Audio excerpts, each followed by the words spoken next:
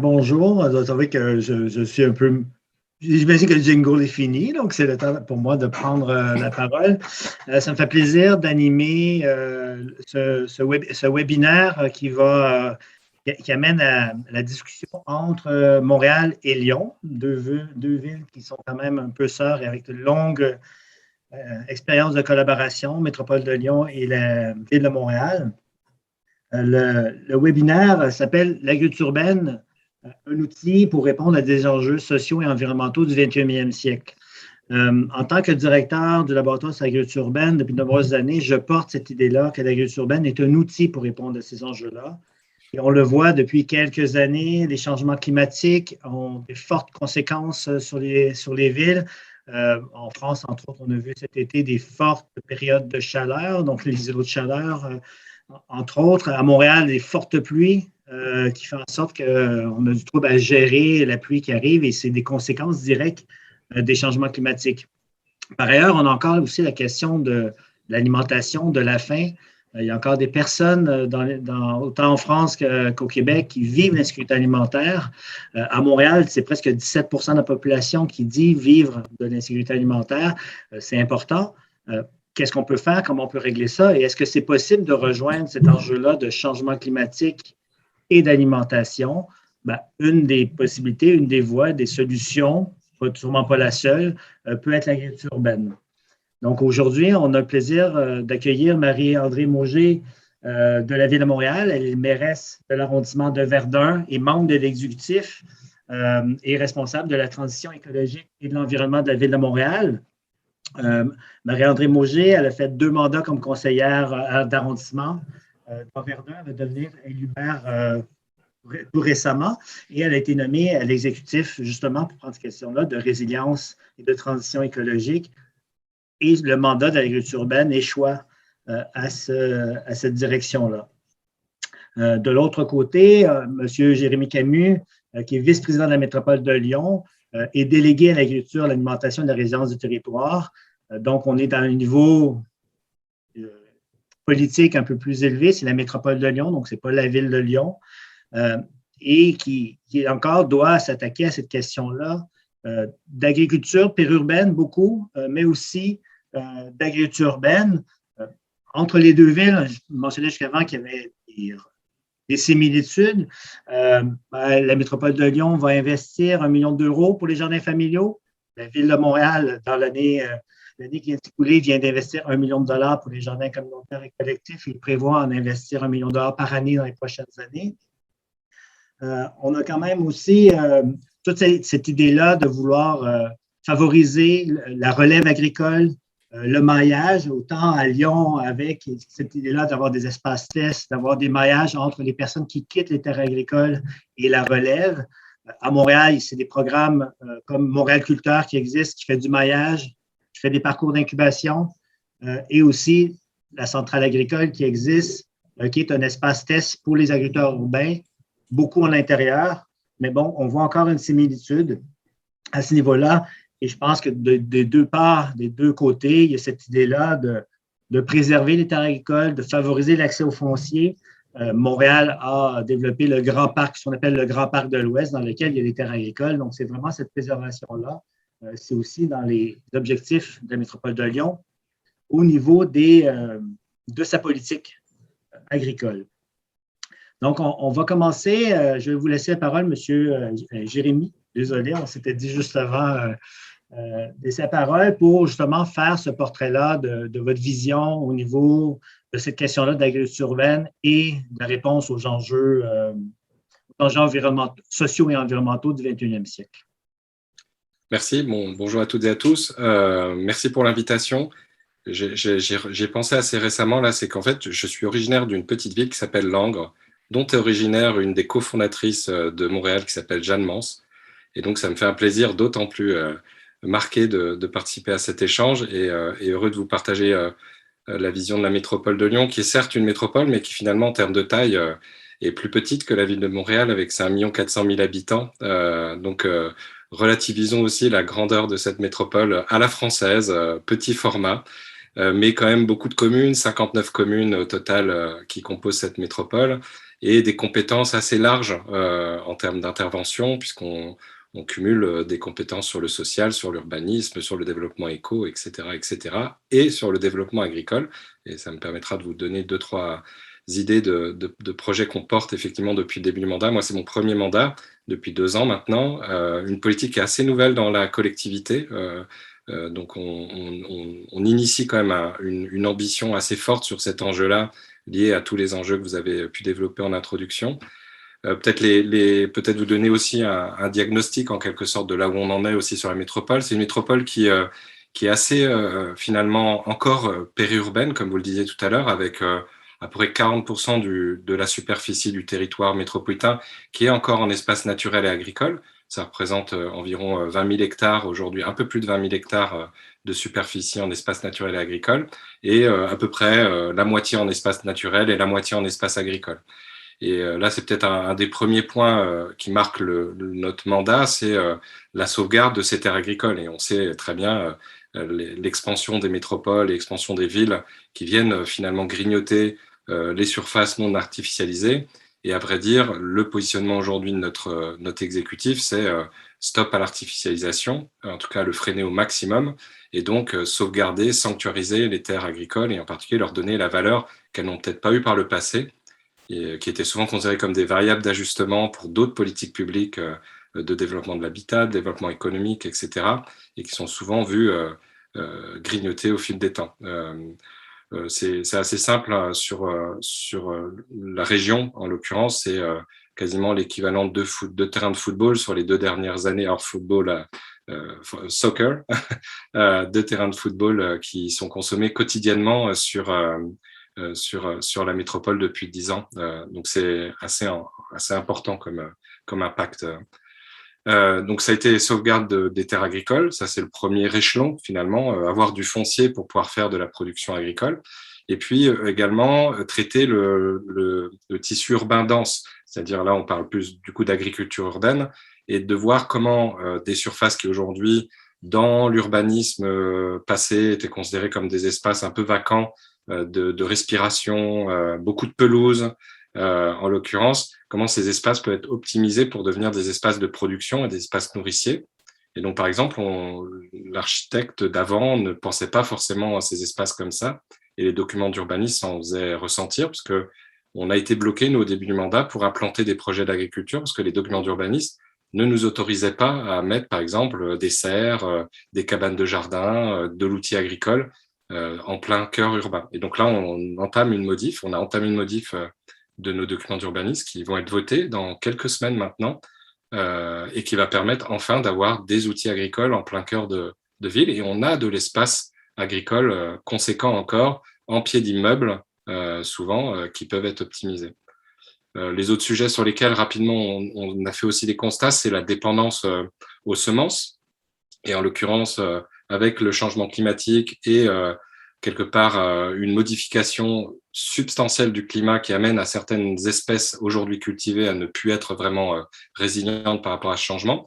Et donc, anticiper la création de semences qui soient résilientes au changement climatique. Donc, on a lancé en juin dernier une ferme semencière. Donc, une ferme semencière qui vient produire des semences résilientes au changement climatique.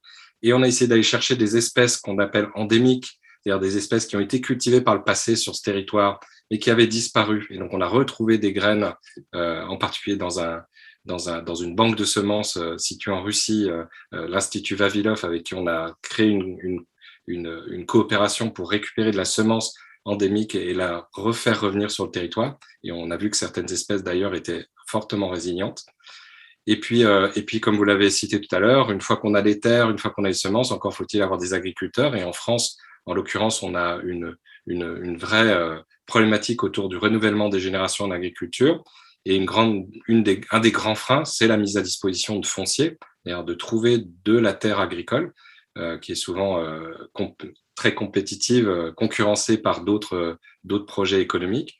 Et donc là, on est en train de développer une réserve foncière et moi, ce que j'appelle un incubateur de paysans, c'est-à-dire permettre à des personnes qui n'ont pas de patrimoine agricole de pouvoir accéder à du foncier, à du bâti, à du conseil, à du matériel pour leur permettre de commencer leur activité, le temps que la collectivité puisse faire de la maîtrise foncière pour pouvoir installer de façon pérenne les agriculteurs. Et puis, je vais pas faire une liste à l'après-vert, mais en gros, l'autre levier qu'on peut activer en tant que collectivité, c'est l'accompagnement des agriculteurs existants. Donc là, on a débloqué, on a multiplié par 4 les moyens dédiés à l'agriculture sur ce mandat. On a plus de 10 millions d'euros aujourd'hui de capacité d'investissement aux côtés du monde agricole pour les aider à la fois se développer, mais aussi s'adapter à ce changement climatique.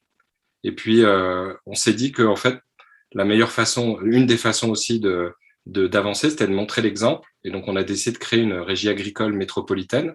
Donc là, la collectivité elle-même devient productrice de ses propres légumes et de ses propres fruits. Et donc ça, c'est un projet qui aboutira d'ici quelques années maintenant. On arrive bientôt là. On a identifié le foncier, on est en train de recruter les équipes, etc. Et souvent, ça surprend cette démarche d'une collectivité. Et souvent, je prends l'exemple de dire, ça ne choque personne aujourd'hui de voir des gens avec des râteaux, avec des tondeuses, s'occuper du patrimoine végétal de la collectivité, de planter des fleurs, de planter des arbres. Et donc là, on va planter des légumes plutôt que de planter des arbres ou des fleurs. Et puis, enfin, un des derniers leviers, mais il y en a encore bien d'autres, c'est la capacité d'achat de commandes publiques de la collectivité. Comment la commande publique de la collectivité s'oriente vers l'agriculture locale de proximité. Et en l'occurrence, dans le cadre des compétences de la métropole, on gère 80 collèges, c'est-à-dire on produit 25 000 repas par jour au sein de la métropole pour nourrir nos collégiennes et nos collégiens. Et donc là, il y a un gros travail d'orienter la commande publique pour permettre à ces collégiennes et collégiens de se nourrir à base de production locale et de qualité, et d'agriculture biologique en l'occurrence. Ce qui nous permet aussi, par effet de levier, de développer l'agriculture biologique. Je pense qu'on est bien loin des objectifs que, ici, outre-Atlantique, l'Europe s'est fixé de 25% des surfaces agricoles utiles en agriculture biologique d'ici 2030. Aujourd'hui, la métropole de Lyon est à 17%, ce qui est plutôt pas mal en termes par rapport à la moyenne nationale, où on se situe plus autour des 10% pour information.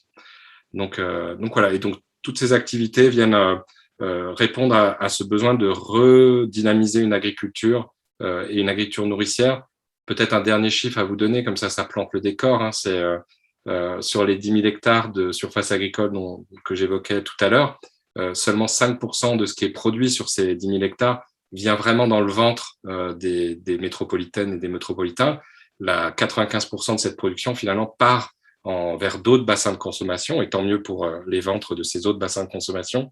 Mais en l'occurrence, il y a un enjeu, et on l'a vu à l'aune de la pandémie et de la difficulté de s'approvisionner en nourriture quand il y avait le moindre blocage dans les chaînes d'approvisionnement, d'augmenter cette sécurité alimentaire pour la collectivité. Donc, ça a aussi un enjeu de sécurité, d'avoir plus de production locale et nourricière pour les habitants. Et puis, pour finir, je reprends la phrase d'un philosophe grec très connu qui disait que l'aliment, c'est le premier médicament. Et donc, pour moi, je place toujours ce sujet d'agriculture, d'alimentation en haut de la pyramide de Maslow, c'est-à-dire la santé des individus, le bien-être des individus. Et en l'occurrence, c'est une véritable politique de santé publique. C'est un peu sous cet axe-là qu'aujourd'hui, je souhaite mener cette politique.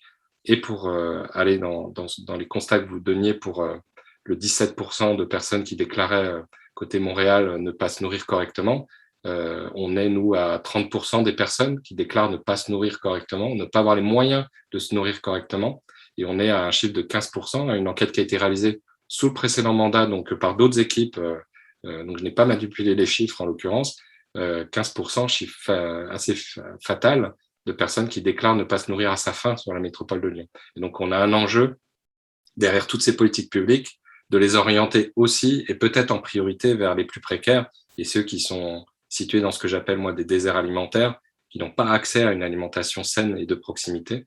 Et on le fait déjà à travers les repas des collégiens et des collégiennes qui, au moins, un repas consommé par ces enfants aura ses qualités. Et on espère à l'avenir pouvoir amener ce type d'alimentation le plus fortement possible auprès des plus précaires d'entre nous.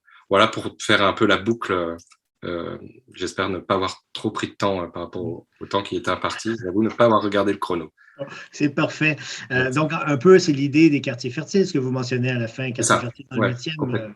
Complètement, ouais. On a, oui, c'est aussi comme je dis, la politique publique, elle peut être impulsée par l'élu, elle va être accompagnée par les services, mais s'il n'y a pas les acteurs sur le terrain qui sont déjà présents, on va beaucoup moins vite, en fait.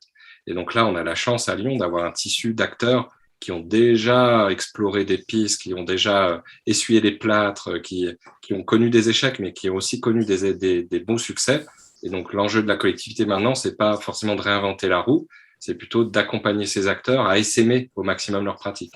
Et Quartier Fertile, qui est un programme, un appel à projet lancé par l'État, en l'occurrence, où là, on va mettre 1,5 million d'euros à accompagner des projets d'agriculture urbaine dans les quartiers, mais qui n'ont pas qu'une vocation économique, qui ont aussi une vocation sociale ou sociétale, c'est-à-dire à travers l'alimentation, retrouver aussi une politique d'accessibilité, une politique sociale et de santé publique, comme j'exprimais tout à l'heure.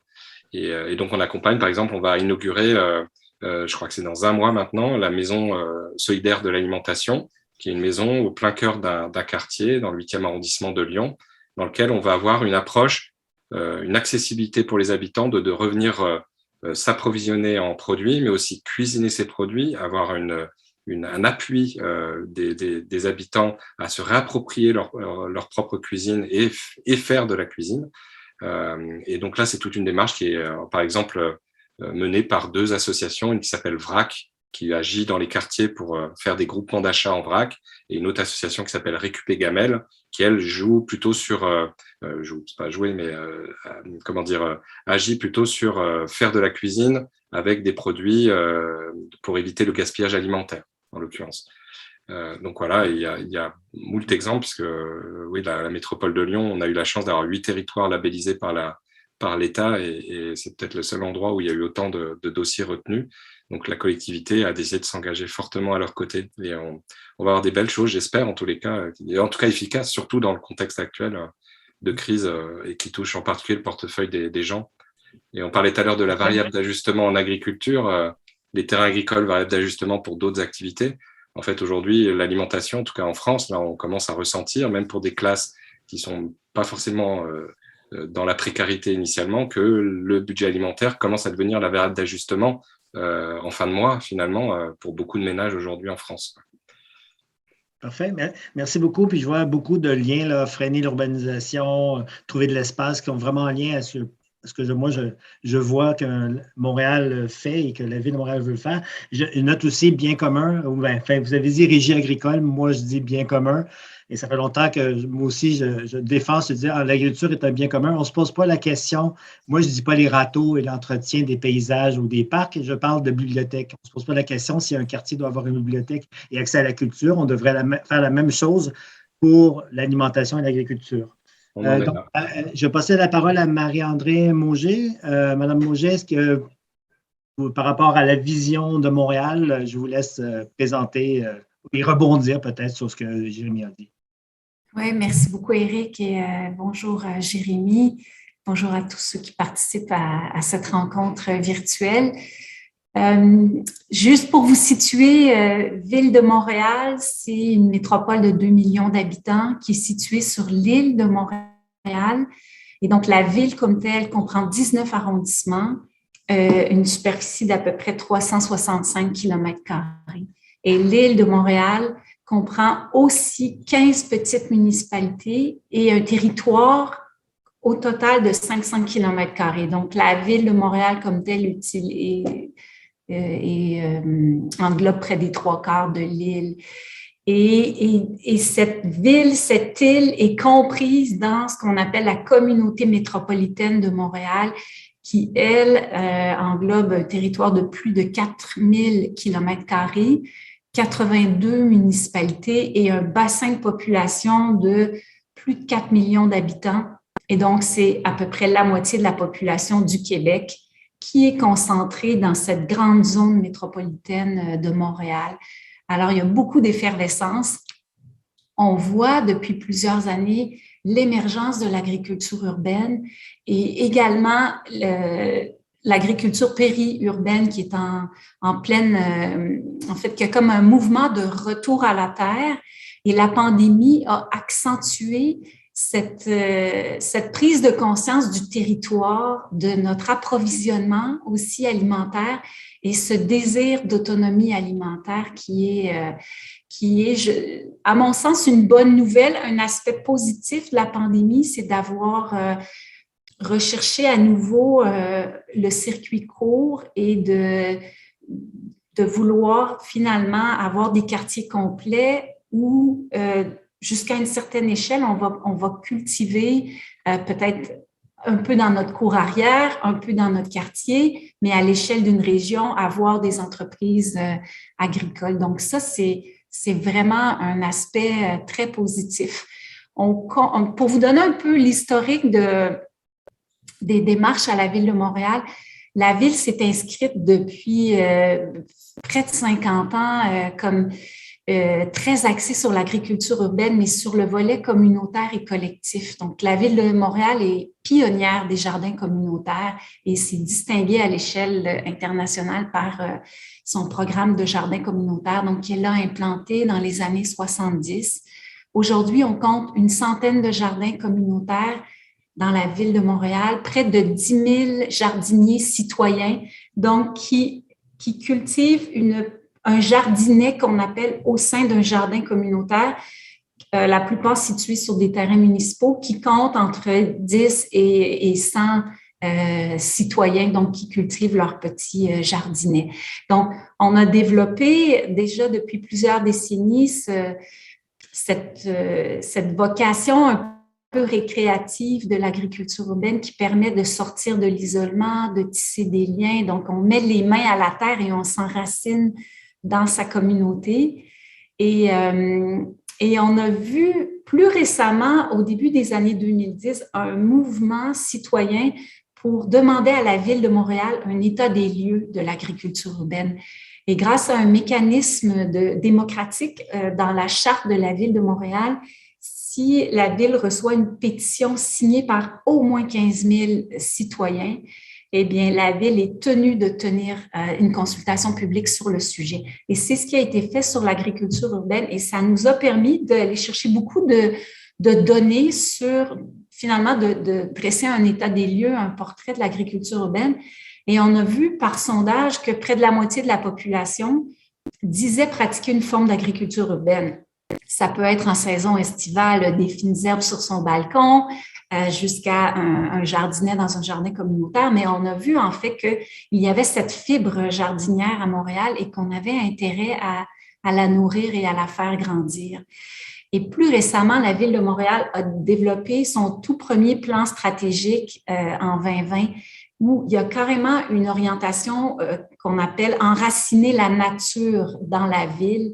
Et donc, on veut vraiment amener cette notion de nature en ville, entre autres parce qu'avec la crise climatique, on a le devoir de s'adapter au changement climatique et de développer notre résilience. Donc, c'est beaucoup dans cette perspective-là.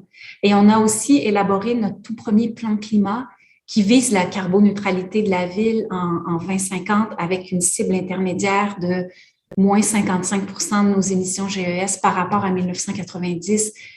Donc, d'ici 2030, on va réduire déjà drastiquement nos émissions GES.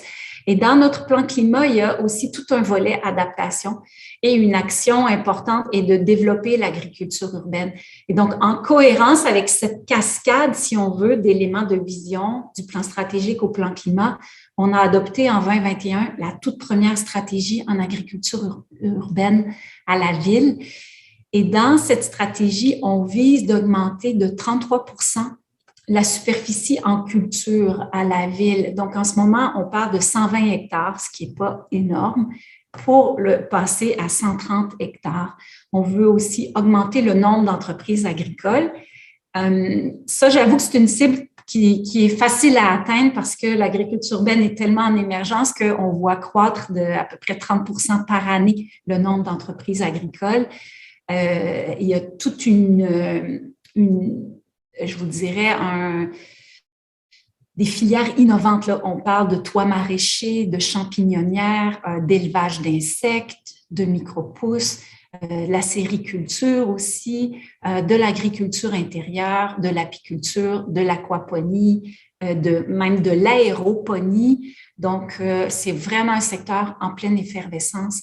Et on a aussi, dans notre stratégie d'agriculture urbaine, une vision d'implanter 50 nouveaux projets dans les écoles. On a beaucoup d'écoles à Montréal. C'est des îlots de chaleur, c'est des cours d'école minéralisés, asphaltés. Donc, on veut amener cette approche de culture dans les écoles, bien qu'on est en congé 2 mois pendant l'été, au moment où il faut assurer une présence quand on est en culture. Donc, on amène aussi une vision de permaculture. Donc, au-delà de la culture maraîchère, comme on est quand même une ville qui est située 44e parallèle, donc on n'est pas en territoire nordique, mais on a quand même notre nordicité, des hivers très froids. Donc, on peut miser aussi sur la culture en strates, l'agroforesterie, donc peut-être pour aller des arbustes fruitiers aux petits arbres à fruits, aux plus grands arbres à noix, et développer aussi notre territoire pour augmenter la production alimentaire en mode collectif ou commercial dans un maximum de quartiers et sans doute aussi dans les cours d'école. Donc, on va aussi, dans le cadre de cette stratégie, aller vers commencer le plus tôt possible cette vision d'appropriation du territoire par la culture et aussi travailler sur l'accès à des aliments frais.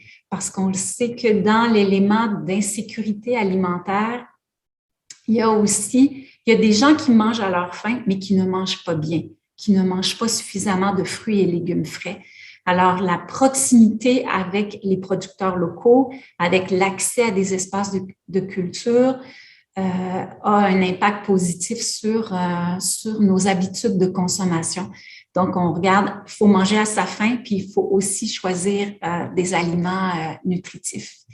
Je vous dirais, on a aussi mis sur pied, parce que j'ai envie de rebondir un peu, j'aime beaucoup ce que, Jérémy, vous avez apporté par rapport à la concertation, puis au travail multisectoriel, puis à Montréal, pour nous aider à travailler multisectoriel, parce que la Ville n'a pas dans ses compétences, par exemple, la cantine scolaire, les repas à l'école. Donc, on a créé en 2018 notre Conseil des politiques alimentaires, qu'on a appelé notre Conseil du système alimentaire montréalais, où on s'intéresse à tout l'écosystème de la production à la consommation et la valorisation en passant par la transformation, le transport, la distribution. Et donc, on a rassemblé une vingtaine d'acteurs de tous les milieux. On parle de l'institutionnel, donc le ministère de l'Alimentation, de l'Agriculture, la Direction de santé publique, la Ville de Montréal, le milieu économique, universitaire, philanthropique, communautaire. Et donc, on s'intéresse à voir où sont les freins, comment on peut mieux travailler ensemble, comment on peut assurer un leadership régional fort en matière d'alimentation pour mobiliser les acteurs, conseiller les décideurs aussi, puis soutenir des initiatives structurantes qu'on pourra reproduire dans les quartiers, dans les arrondissements. Et donc, la vision du Conseil du système alimentaire montréalais, c'est d'assurer une alimentation saine, diversifiée, de proximité, abordable.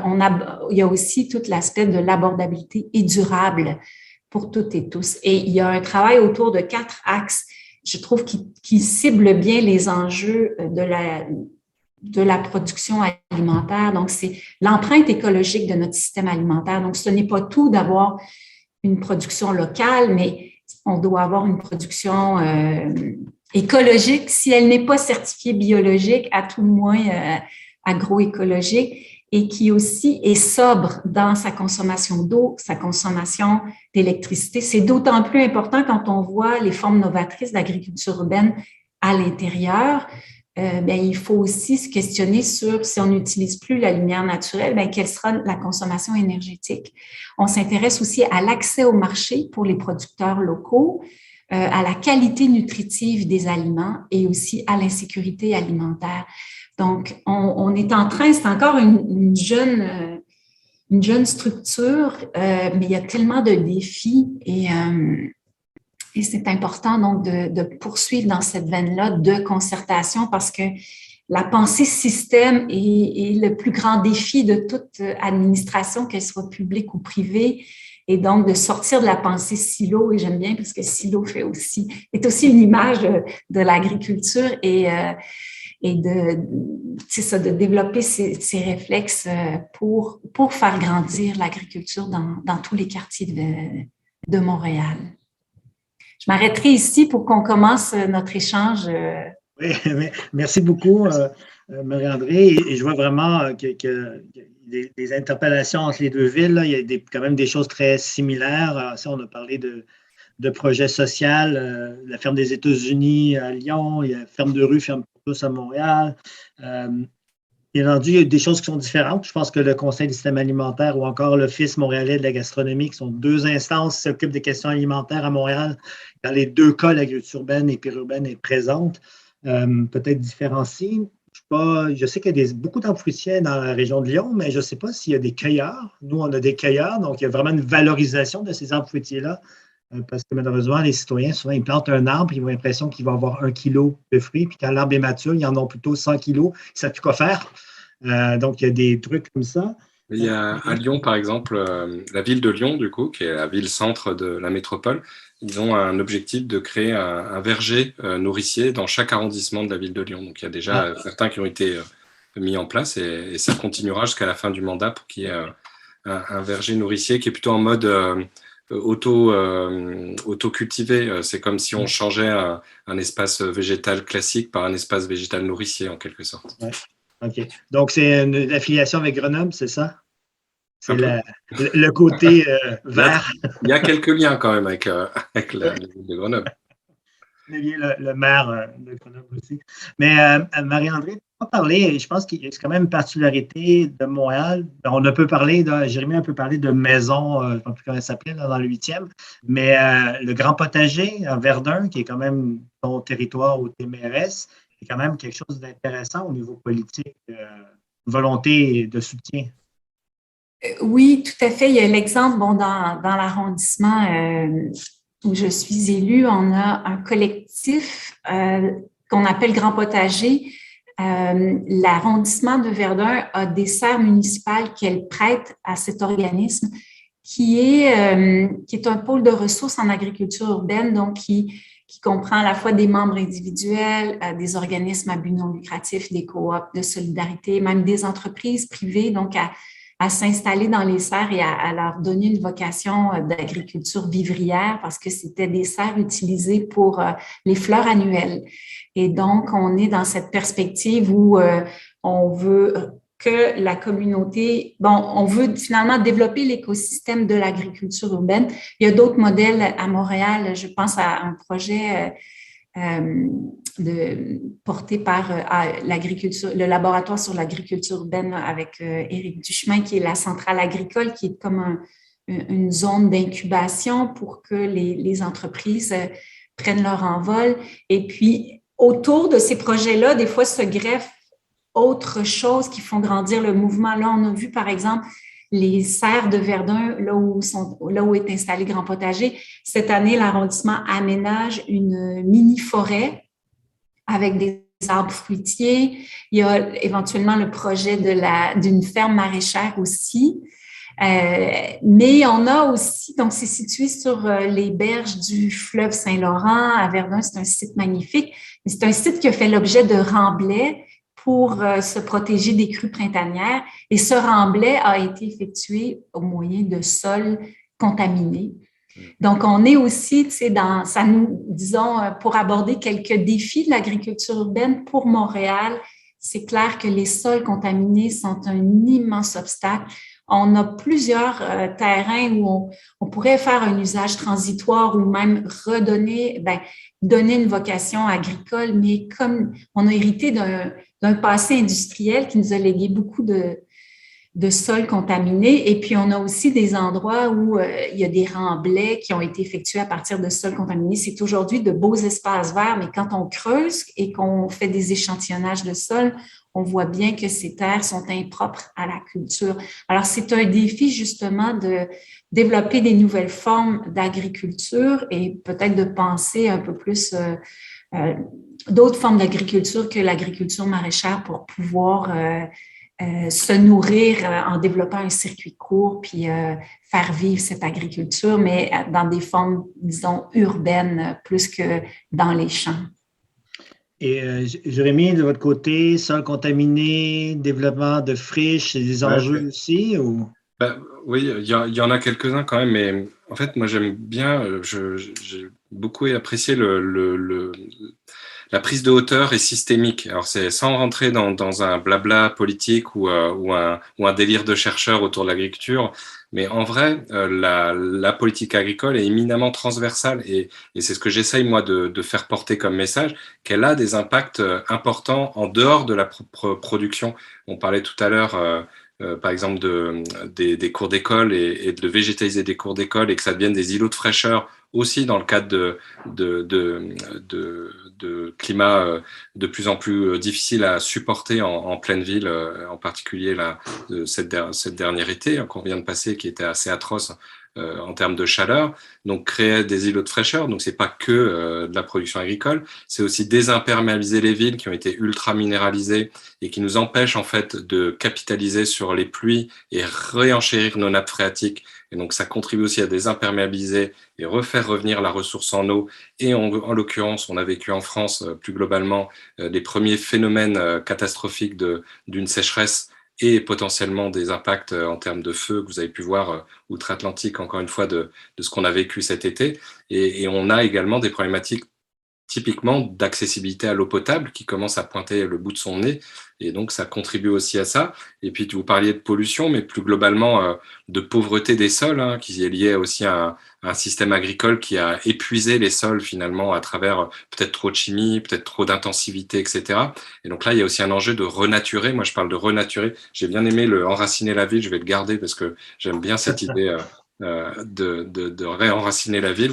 Et donc là, c'est renaturer les sols. Et du coup, là, on a essayé de réfléchir comment une collectivité peut agir là-dessus. Et donc, ce qu'on a décidé, c'est d'expérimenter le retraitement des biodéchets produits par les habitants. Donc, les habitants, 30% de leurs poubelles, en fait, c'est du biodéchet. Et donc, on récupère les biodéchets. Les gens apportent volontairement leurs biodéchets dans des bornes. On s'est demandé est-ce que les gens vont jouer le jeu ou pas. Finalement, ils jouent plus que le jeu, puisqu'il y a certaines personnes qui ne sont pas dans l'arrondissement qui viennent déverser leurs biodéchets à côté, qui prennent leur vélo pour aller mettre leurs biodéchets dans les bornes.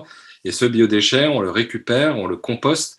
Et la vertu de ce compost, c'est qu'on réamende les terres agricoles. Et on a fait un petit calcul qui est très symbolique, mais si tous les biodéchets constitués par les habitants, produits par les habitants, étaient amenés à faire du compost, on aurait la capacité de réamender les 10 000 hectares de la métropole. Donc il y a comme un jeu de vase communicant, c'est peut-être pas le bon mot, mais en tous les cas de vase communicant, qui permet d'aller aussi optimiser et de rendre le déchet qui a toujours été perçu comme quelque chose où on doit se débarrasser et qui coûte cher et qui pollue bien souvent dans nos incinérateurs, de libérer ce déchet, de faire devenir une véritable ressource pour le territoire. Donc c'est juste pour montrer le côté vertueux de cette politique alimentaire et agricole qui dépasse largement le simple fait de bien manger.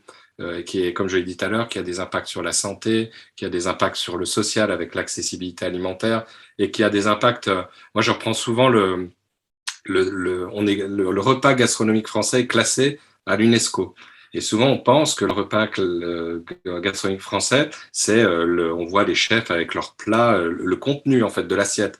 Et en fait, une des grandes parties du repas gastronomique français, c'est la sociabilité qui est autour de l'alimentation. C'est-à-dire comment on fait société autour d'un repas et comment ce repas finalement constitue un peu un des ciments de notre société, du partage, etc. Et donc moi j'aime bien revenir aussi à cette source-là, de se dire on a au travers le fait de s'alimenter, pas seulement le fait de se nourrir comme un légume en quelque sorte, on a aussi le fait que cette alimentation, elle vient faire société, elle vient nous aider à faire société plus exactement. Voilà. Parfait. Merci. Je pense que, parce qu'on parle beaucoup de transversalité, etc. On a parlé de sol contaminé, d'école, les enjeux avec les écoles, du compost, etc. Un des enjeux que moi, personnellement, je vois en tant que directeur de laboratoire de agriculture, c'est aussi la transversalité de l'expertise d'accompagnement, parce qu'on a des solutions, etc., mais c'est réussir à faire que ces solutions-là, dans chacun des silos de la recherche, se parlent l'un l'autre pour réussir à faire de l'action et de réussir à avancer tout le monde ensemble, parce qu'il y a toujours une solution aux enjeux qu'on identifie. Le compost, il en est une. Le compost urbain n'est souvent pas de qualité agronomique. Alors, comment réussir à faire du compost de qualité agronomique? Il y a des moyens de le faire. Très, très bonne qualité. Très bonne qualité. Contrairement à ce qu'on pense, on arrive à des très bonnes qualités agronomiques. Au niveau du NPK, moi, je parle des micronutriments, mais quoi qu'il en soit. Ouais. Mais on voit que des quantités sont présentes parce qu'on a fait un calcul dans un quartier à Montréal, donc Côte-des-Neiges, un quartier de personnes vulnérables et tout. Et juste à côté, ce qu'on appelle l'hippodrome de Montréal. Donc, l'hippodrome de Montréal est ordonné comme plein d'hippodromes à travers le monde, 56 hectares, et seulement avec la matière organique des citoyens de Côte-des-Neiges, on pouvait faire l'hippodrome et le rendre fertile. Après ça, il y avait d'autres enjeux de gestion. C'est où va le compost? Est-ce qu'on le sort de la ville, on le composte, puis on le fait revenir, ou on le fait localement?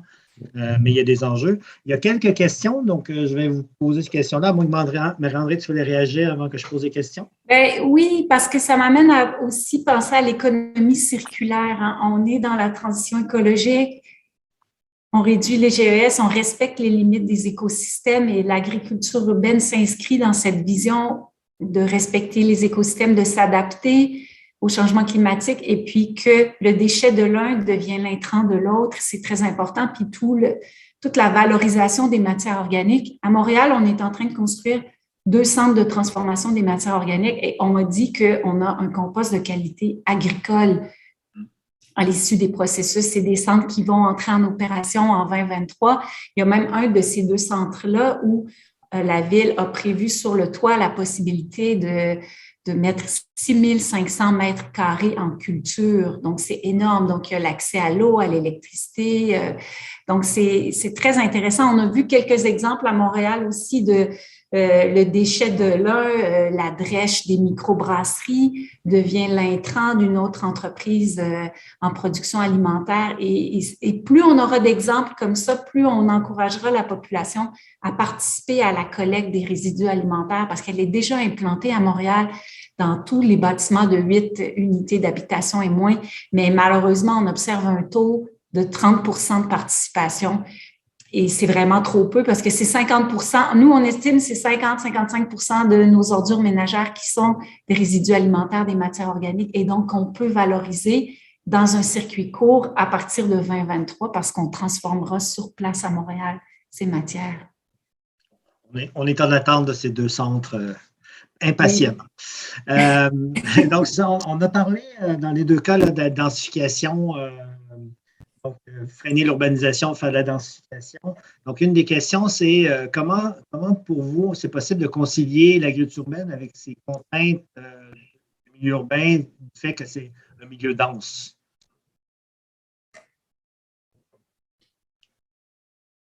Bien, je vous dirais, c'est un peu en multipliant les formes d'agriculture. Le milieu est très dense, mais on voit des formes innovantes d'agriculture urbaine comme on ne voyait pas il n'y a pas si longtemps de l'agriculture intérieure. Il y a énormément de superficies disponibles sur les toits, que ce soit des toits verts ou des serres sur les toits, mais il y a quand même de l'adaptation à faire des bâtiments industriels pour justement qu'il y ait de l'accès à l'eau sur le toit, un minimum d'électricité. On voit des champignonnières aussi qui sont des formes d'agriculture intérieure. Je pense qu'en multipliant ces formes-là, on voit des jardins verticaux aussi qui sont des formes d'agriculture intérieure. L'aéroponie, que je ne connaissais pas jusqu'à il y a tout récemment, qui est une forme d'agriculture intérieure, mais qui n'est pas énergivore, donc très, très peu d'eau, consommation d'électricité limitée. Donc, je pense que pour ce qui est de l'agriculture urbaine, c'est vraiment ça. En combinaison avec une agriculture périurbaine où là, on peut vraiment être dans les champs et compléter, mais je pense que l'agriculture vraiment dans les milieux denses est à valeur ajoutée lorsqu'elle peut être de manière plus intensive et plus verticale ou sur les toits. Oui. Puis à Montréal, je ne sais pas si les gens vous savez, mais Paris a identifié 300 hectares de toits plats. 100 hectares seront verts, dont 30 hectares seront agricoles. Quand on pense à Paris, on ne pense pas toit plat, mais quand on pense Montréal, on pense toit plat. Alors, il y a vraiment des centaines d'hectares de toits disponibles. Et actuellement, il y a des toits qui se construisent de 4 hectares, sur lesquels il devrait quand même y avoir un projet d'agriculture. Je ne sais pas, Jérémy? Alors, en fait, à vrai dire, moi, j'ai plutôt orienté ce mandat sur l'optimisation de la pleine terre. Et en gros, il y a beaucoup d'optimisation à faire sur de la pleine terre. Vous parliez tout à l'heure de la ferme des États-Unis. Basiquement, c'était un espace de passage, un impensé en quelque sorte en termes d'urbanisme. C'est de la pelouse, c'était de la pelouse. Et là, l'idée a été de dire, optimisons-le en plein cœur de la cité pour en faire du maraîchage et tester, voir si il y a des conflits d'usage, etc. L'acceptabilité de ce projet, puisqu'on enlève de la pelouse, de promenade ou pour y mettre un maraîcher. Donc voilà, tout ça a été testé et on se rend compte que en fait, non seulement il y a une acceptabilité, mais il y a une demande pour en faire plus. Donc là, on va multiplier par 3 quasiment la superficie. Donc c'est vraiment l'objectif de ce mandat. Pour moi, c'était optimiser la pleine terre là où c'est possible. On avance sur la pleine terre et pas forcément miser tout de suite sur la culture hors sol pour la schématiser comme celle-là. Et puis après, on a des conflits d'usage. En quelque sorte, on a au regard du changement climatique, on a des arbitrages à faire. Typiquement, on parle des toitures pour y mettre des jardins. Moi, j'ai mes collègues de l'énergie qui me disent, mais en fait, les toitures, il faut les optimiser avec des panneaux photovoltaïques. Et donc, est-ce que le panneau photovoltaïque peut être compatible avec de l'agriculture? Donc, voilà, mais c'est vraiment des enjeux qui se posent à nous là maintenant, en fait, dans les décisions qu'on a à prendre en tant que responsable sur ces sujets. Et puis, sur l'agriculture périurbaine, je dirais, c'est comment, et c'est ce que j'ai essayé de faire depuis le début de cette discussion, c'est donner de la valeur autre à l'agriculture qui était jusque-là un impensé dans le développement de nos métropoles, et d'ailleurs qui est impensé même dans les documents d'urbanisme, qui est impensé dans les documents stratégiques quasiment de développement. Par exemple, nous, on a des documents qui parlent de polarité commerciale, de polarité économique, et puis en fait, on a l'impression qu'il y a un vide sidéral, c'est l'agriculture. Et donc là, je suis en train, moi, de militer pour qu'on ait aussi des documents stratégiques de polarité agricole, avec des vocations par polarité agricole, liée à l'histoire du territoire, mais liée aussi au potentiel de ce territoire en termes de production, et que quelque part, ces enjeux stratégiques s'imposent dans les arbitrages demain entre on y met du développement économique, on y met du développement agricole, on y met de l'habitat. Là, on aura, j'espère, les éléments tangibles pour dire non, ici, c'est de l'agriculture et ça a de la valeur pour toutes les raisons que j'ai évoquées jusqu'à présent. Mais dans un territoire contraint, il y a forcément ces zones de frottement en continu. Et voilà. Donc, ouais, c'est ça. J'ai un collègue qui définit l'agriculture urbaine et périurbaine comme étant du conflit, grosso modo. Ça génère souvent du conflit, vous avez raison. Parce que quand on gagne un arbitrage sur l'agriculture urbaine, on fait perdre à du développement éco avec beaucoup plus d'emplois potentiellement à l'hectare, etc., etc. Donc, Parfait. Marie-André, une question qui, je pense, t'adresse, puisqu'on parle de climat nordique. Je ne pense pas que Lyon peut être considéré comme un climat nordique. De moins en moins. Comment développer l'agriculture urbaine dans un climat nordique? Puis là, en parenthèse, c'est efficacité énergétique. Donc, est-ce que c'est possible? Ben oui, c'est possible. Puis on voit qu'on peut étirer les saisons, des fois favoriser les microclimats. Puis on voit effectivement aussi beaucoup l'émergence de fermes intérieures. Et là, ou ben même de serres aussi. Mais pour moi, il y a toujours l'élément de la sobriété énergétique parce qu'au Québec, on a la chance d'avoir de l'hydroélectricité, c'est à peu près carboneutre, mais notre défi, c'est la capacité électrique parce qu'en convertissant tout à l'électricité, il y a un moment donné où on a une limitation dans les pics de consommation. Et donc, il faut penser l'agriculture 4 saisons de plus en plus, mais avec un souci de sobriété dans les formes qui sont émergentes. Je le vois de plus en plus. Là, il y a quelques années, on venait me voir pour me présenter un projet des fraises dans un conteneur à longueur d'année. Puis là, j'avais comme un souci de me dire, il faut qu'à un moment donné, notre nourriture reste aussi avec une certaine connexion à la nature, autant que possible. On ne peut pas complètement dénaturer l'agriculture pour l'amener dans des zones industrielles, mais il y a quand même un entre-deux où c'est possible. Et puis, moi, je rêve qu'on se donne une cible de consommer 10% de nos aliments dans un périmètre de 100, 200, dans un rayon de 100 ou 200 km, ce qui est vraiment pas le cas actuellement. Donc, il y a, même dans un contexte nordique, on voit que des fois, on peut aller plus vers la permaculture. Il y a tout un potentiel qui n'est pas exploré actuellement. On a beaucoup une pensée sur la ferme maraîchère et c'est très intéressant de voir toutes les nouvelles formes d'entreprises agricoles émergentes sur le territoire qui nous donnent espoir de rallonger notre saison pour la consommation locale aussi. Ouais. Puis en plus de la question, là, tu parlais un peu d'économie circulaire, c'est de réutiliser l'énergie. Là, il y a ta collègue mairesse de Villeray-Saint-Michel Parc Extension, je dis bien l'arrondissement, avec la fameuse serre là, dans le parc Miron, connectée à une source d'énergie.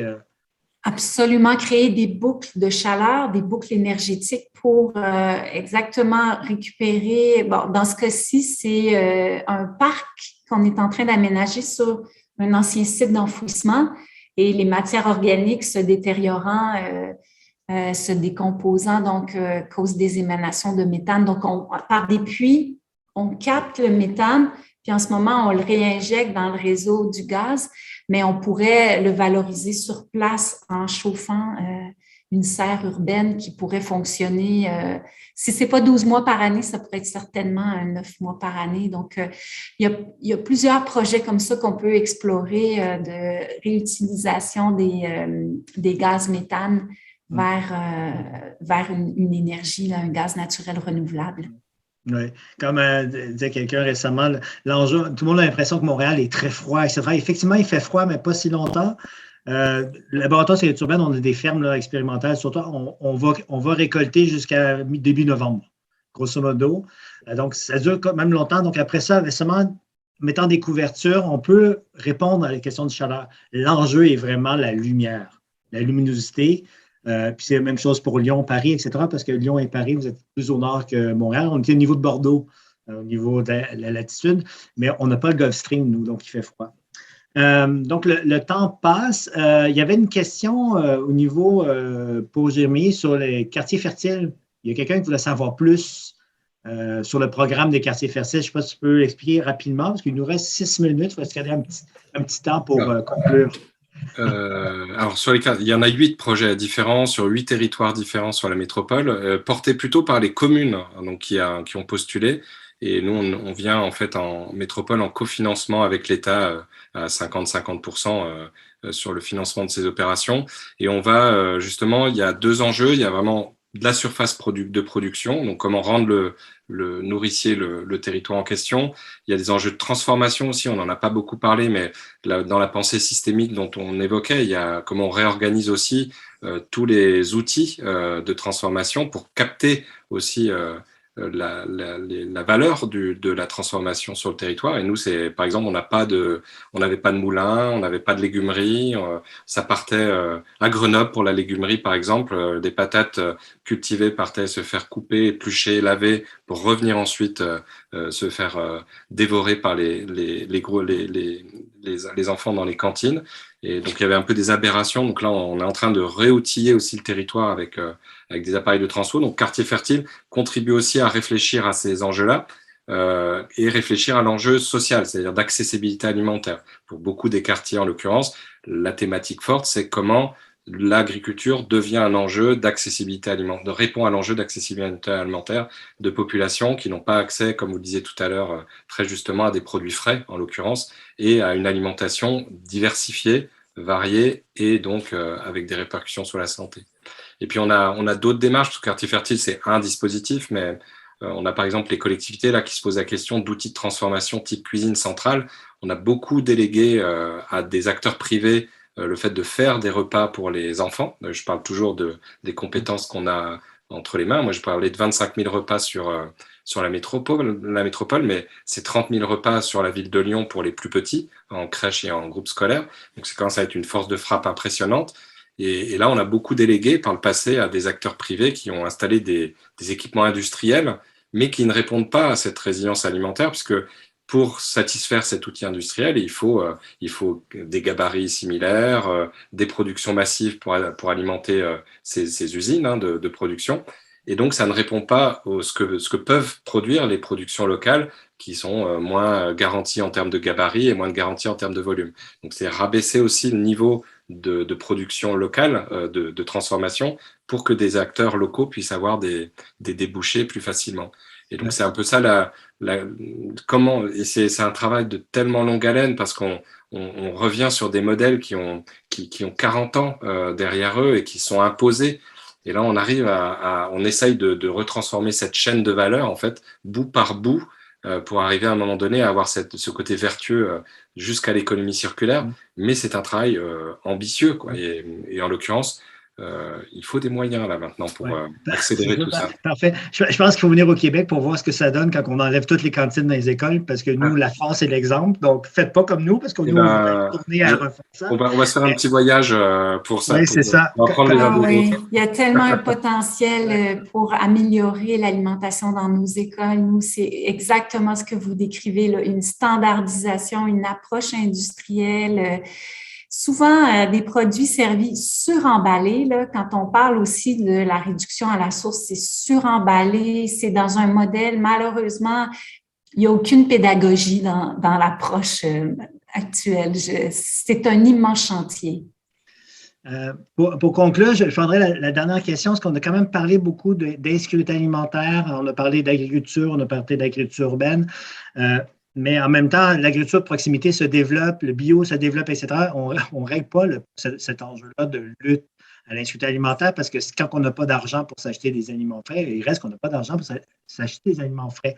Alors, pour vous, comment l'agriculture urbaine pourrait devenir une solution en offrant des légumes accessibles, sachant que ça reste, si on laisse faire le marché des fermes urbaines, ben, ça va faire comme le reste, là, ça va être des produits de niche. Est-ce que vous voyez des solutions? Est-ce que déjà de vos municipalités mettent en place des choses, des programmes, des politiques pour répondre à ça? Je ne sais pas, M. Camus et Jérémy, tu pourrais commencer, oui. Après ça, on passera à Marie-André. Il y a deux niveaux. Il y a ce qu'on est capable de faire avec les moyens législatifs et les moyens de solidarité qui existent. Et là, on est plus dans de la solidarité, je vais dire ça comme ça, où c'est des acteurs soit associatifs qui lèvent des fonds pour rendre accessibles des produits. Par exemple, on a eu pendant la pandémie, mais je suppose que c'est la même chose de votre côté, des étudiants qui étaient en précarité alimentaire très très fort. Et donc là, il y a un système de solidarité locale qui s'est mis en œuvre. Mais la solution en fait qui est portée par notre courant politique, en l'occurrence plutôt au niveau national, c'est de repenser aussi la solidarité nationale autour de cet enjeu alimentaire. Et je reviens sur la phrase que j'ai dite tout à l'heure, l'alimentation étant le premier médicament de l'être humain aujourd'hui. On a un contrat social en France qui est la sécurité sociale de la santé, qui permet à chaque habitant de pouvoir bénéficier de la solidarité nationale pour pouvoir se guérir, consulter un médecin et avoir des médicaments pour guérir sa maladie. Le lien courant qui aujourd'hui propose de réfléchir à une sécurité sociale de l'alimentation qui permettrait, un peu comme la sécurité sociale, d'offrir un budget mensuel d'alimentation fléché vers des distributeurs, au même titre qu'aujourd'hui on a des médecins qui sont conventionnés sur le territoire pour pouvoir prétendre à un remboursement de la sécurité sociale, d'avoir des épiceries qui soient conventionnées et qui permettent de délivrer des produits frais, bio, etc. et donc accessibles à n'importe qui, et encore une fois dans une dynamique universelle, c'est-à-dire pas forcément dans une dynamique j'adresse la pauvreté ou j'adresse la précarité et donc finalement je stigmatise les personnes qui vont bénéficier de ce système. Là, c'est que je sois très pauvre ou très riche, je bénéficie de la même apport minimal d'alimentation. Voilà. Et donc, c'est deux échelons. Donc, il y a un échelon local où on peut agir, puis un autre échelon local où là, c'est plus politiquement, c'est réimaginer, encore une fois, comment on fait société autour de cette alimentation. Parfait. Donc, solidarité et peut-être de voir autre chose que le ministère de l'Agriculture pour y répondre. Marie-André, au niveau… Oui, je pense qu'il y a tout un volet aide alimentaire où on voit que souvent dans le volet aide alimentaire, il y a peu d'aliments frais. Et on a un grand défi d'amener les citoyens vers le choix de la qualité nutritionnelle des aliments. Puis pour moi, c'est un continuum d'être en contact avec des aliments frais. Donc, dans les garderies, dans les écoles, qu'il y ait cette approche un peu plus pédagogique de faire des semis, voir dehors comment on peut cultiver, puis comment on peut aussi transformer les aliments parce qu'on est aussi dans la perspective d'une lutte au gaspillage alimentaire et ça ne sert à rien de donner des légumes à des personnes qui ne savent pas comment les apprêter ou qui pensent que c'est pas bon puis qui vont aller vers ceux qui sont habitués de manger. Donc, il faut commencer tôt à pointer vers autre chose. Il y a un programme comme l'agriculture soutenue par la communauté qui est un beau maillage entre les familles et l'agriculture périurbaine où on s'abonne à des paniers. C'est pas si coûteux, mais on voit que ça prend une certaine littératie là, pour savoir comment je les cuisine. Il faut avoir une volonté de s'investir là-dedans et je pense que ça, il faut donner la chance à plus de gens au-delà de leurs moyens. Peut-être c'est là qu'il faut soutenir financièrement ces ménages pour encourager à d'abord augmenter la consommation de fruits et légumes frais et les rendre financièrement accessibles, mais avec un accompagnement pour ne pas que ça mène à du gaspillage alimentaire. Oui. Bon, on revient, conseil, SAM, réseau, développement de systèmes, synergie, économie circulaire. Ça me fait penser beaucoup au développement, c'est des systèmes alimentaires solidaires et alternatifs, là, urbains souvent, mais ça peut être périurbain. C'est vraiment développer ce réseau-là et remettre ensemble peut-être toutes ces initiatives qui sont à droite, à gauche, les cuisines collectives, les jardins communautaires. Tout le monde, plein de programmes, mais pas nécessairement un lien. Peut-être que là, on est rendu à ce moment-là. Fait, ce que j'entends avec les quartiers fertiles, avec le programme de la Ville de Montréal, c'est de se dire, ben, on remet tout le monde ensemble pour répondre aux enjeux sociaux et environnementaux du 21e siècle, qui était un peu la question, agriculture urbaine comme un outil. Merci beaucoup pour vos interventions, M. Camus, vice-président à la métropole de Lyon et délégué à l'agriculture, alimentation et territoire, et Mme Mauger, qui est élue mairesse de Verdun, membre de l'exécutif et responsable du bureau de la transition de la résilience écologique, je le dis bien, et du dossier d'agriculture urbaine à la Ville de Montréal. Merci à tous d'avoir été là et au prochain entretien Jacques Cartier. Sinon, il va y avoir, aux entretiens Jacques Cartier, 29 novembre à Montréal, il va quand même avoir des chercheurs de la région Lyon-Auvergne qui vont venir à Montréal. Donc, on va discuter d'agriculture ensemble. C'est l'objectif dans un tout nouvel espace qu'on va lancer bientôt. Merci beaucoup à tous. Merci à vous. Merci Eric, merci Marie-André. Merci beaucoup. Merci.